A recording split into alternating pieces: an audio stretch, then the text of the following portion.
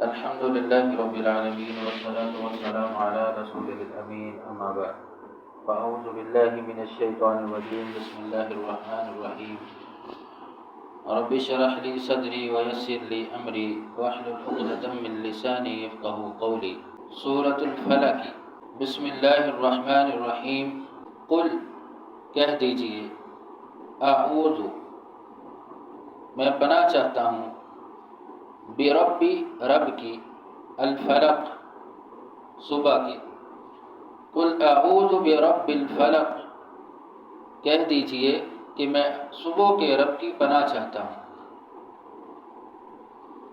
فلق صبح کا رب یعنی اللہ کی پناہ چاہنا، اللہ کی پناہ مانگنا ہر چیز سے، ہر شر سے، کیونکہ یہ دو صورتیں سورہ فلق اور سورہ ناس ان کو معوذتین کہا گیا۔ ابن عابس جوہنی رضی اللہ عنہ کہتے ہیں کہ رسول اللہ صلی اللہ علیہ وسلم نے مجھ سے کہا کہ میں تجھے ایک ایسی چیز نہ بتاؤں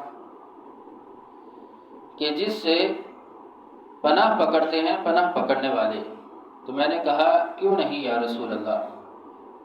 آپ نے فرمایا کہ قل اعوذ برب الفلق اور قل اعوذ برب الناس، ان دونوں کو پڑھو، ان سے اللہ کی پناہ حاصل کرو، اللہ کی پناہ میں آ جاؤ اور ہر شر سے بچنے کے لیے۔ عبداللہ بن خبیب رضی اللہ عنہ کہتے ہیں کہ ایک سخت رات، اندھیری رات، بارش والی رات، ہم نکلے رسول اللہ صلی اللہ علیہ وسلم کے پاس کہ ہمیں آپ نماز پڑھائیں۔ جب ہم گئے آپ نے فرمایا کہو، ہم چپ رہے، پھر فرمایا کہو، ہم چپ رہے، 3 مرتبہ فرمایا، چوتھی مرتبہ فرمایا کہ کہو۔ میں نے کہا کیا کہوں؟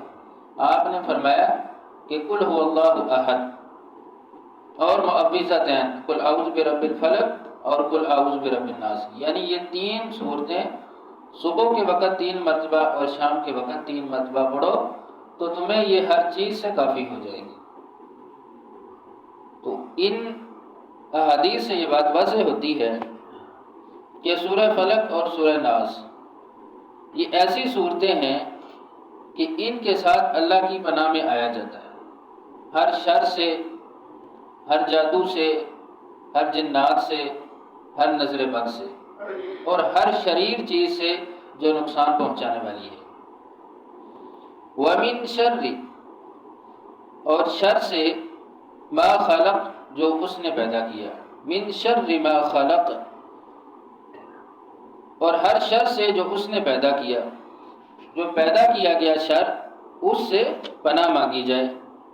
وَمِن شَرِّ اور ہر شر سے، غاسق اندھیرے کے، اذا وقب جب وہ چھا جائے۔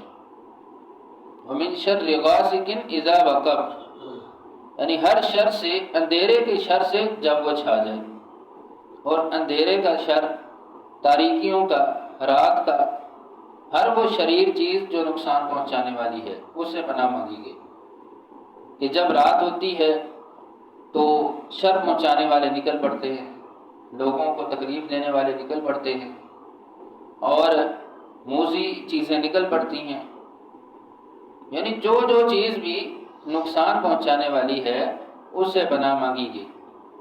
وَمِن شَرِّ اور شر سے، النفاساتی نفاساتی پھونکنے والیاں، فی العقد گرہ میں۔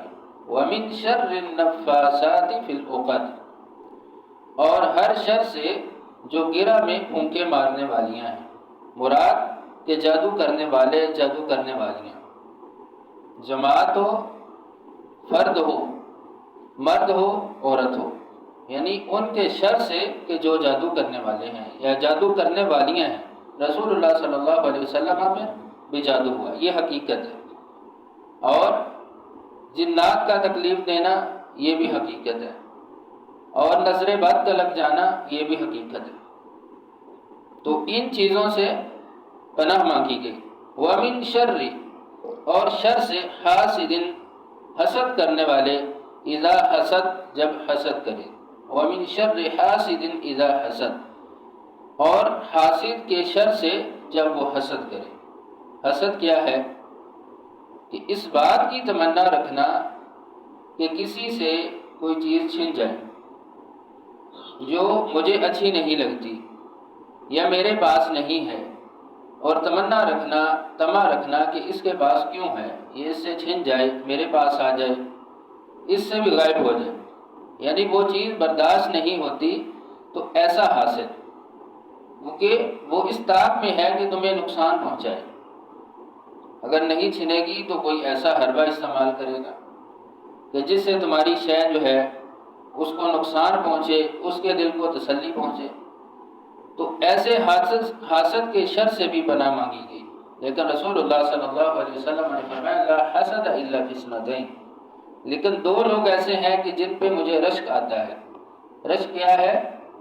رشک کا معنی کیا ہے؟ کہ میں بھی ان جیسا بن جاؤں۔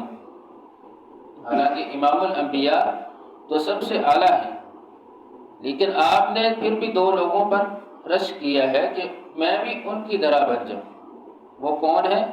فرمایا کہ آتاہ اللہ القرآن، ایک شخص وہ ہے کہ جس کو اللہ نے قرآن عطا کیا، یقوم آناء اللیل و آناء النہار، کہ وہ قیام کرتا ہے، قرآن کو پڑھتا ہے، یعنی قرآن کے ساتھ اس کا تعلق مضبوط ہے۔ تاریکیوں میں، اندھیروں میں، رات میں کھڑا ہو کے بھی قرآن کو پڑھتا ہے اور دن کے اجالوں میں بھی قرآن کو پڑھتا ہے، یعنی قرآن سے چمٹا ہوا شخص، قرآن سے محبت کرنے والا شخص، اس پہ اللہ کے نبی فرماتے ہیں مجھے رشک آتا ہے۔ حالانکہ آپ صاحب قرآن تھے، آپ امام الانبیاء تھے، اللہ کے محبوب تھے، لیکن آپ کو بھی ایسے شخص پہ جو قرآن سے محبت کرتا ہے، فرمایا میں بھی ایسے بندے سے محبت کرتا ہوں، مجھے رشک آتا ہے۔ اور دوسرا شخص کہ آتا اللہ المال، جس کو اللہ نے مال دیا، ينفقه آناء اللیل و آناء النہار، یعنی وہ اللہ کے راستے میں خرچ کرتا ہے، دن ہو رہا تو بخیلی نہیں ہے۔ بخیلی کیا ہے؟ کہ مال کو خرچ کرنے میں نفس کی تنگی ہو، اضطرار ہو، کئی مرتبہ سوچے کہ خرچ کروں یا نہ کروں، پتہ نہیں صحیح جگہ پہ لگے یا نہ لگے، یعنی ایسے کئی شبہات دل میں پیدا ہوتے ہیں، نفس تنگ ہوتا ہے، خوشی سے ادا نہیں کیا جاتا، یا خوشی سے وہ خرچ کرنے والا نہیں ہے، تو وہ نہیں، جو ایسا بندہ کہ جب خرچ کرے تو دل کی رضا سے، اللہ کی رضا کو حاصل کرنے کے لیے خوشی کے ساتھ، تو فرمایا کہ ایسے بندے پر بھی مجھے رشک آتا ہے کہ جس کو اللہ نے مال دیا ہے لیکن وہ اللہ کے راستے میں خرچ کرنے کے لیے اپنے مال کو لگا دیتا ہے۔ تو اللہ تعالیٰ بھی ہمیں ایسا بنائے، قرآن سے محبت کرنے والا اور مال کو خرچ کرنے والا، اللہ کی رضا کے لیے دل کی فراخی کے ساتھ۔ وآخر دعوانا الحمدللہ رب العالمین۔